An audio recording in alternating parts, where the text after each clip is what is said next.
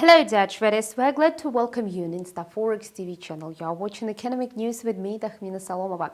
The US dollar index found reasons to extend a rally despite muted growth of business activity in the US manufacturing sector. The index closed the Wall Street trade at near 95.00. The greenback found support from political developments. The US and Canada eventually settled a trade deal to replace the North American Free Trade Agreement. The US currency asserted its strength in the Asian trade.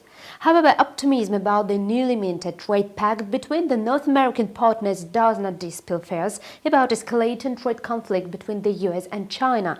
Yesterday, US Treasury Secretary Mnuchin reminded that Washington does not consider scenario of further trade talks with Beijing. Last week, Donald Trump threatened tariffs of all automotive imports from China worth over $260 billion. Meanwhile, investors show muted response to the deadlock in the trade dispute between the two largest global economies. The dollar-yen pair remains trapped in the range of 113.60 to 114.00. At the same time, the Australian versus American dollar pair is trading lower. The pair sank below 0.72.00. The Australian dollar is losing ground for a few reasons.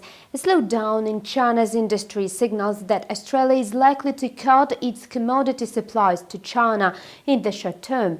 Besides, the Reserve Bank of Australia decided to leave the official cash rate unchanged at a record low of 1.50%.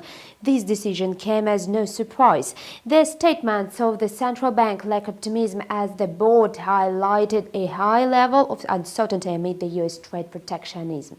The US dollar is expected to continue putting pressure on its rival currencies ahead of a speech by Federal Reserve leader Jerome Powell.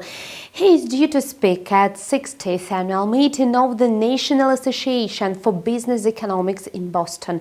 That's all for now. Thank you for watching. Stay tuned to Forex TV channel.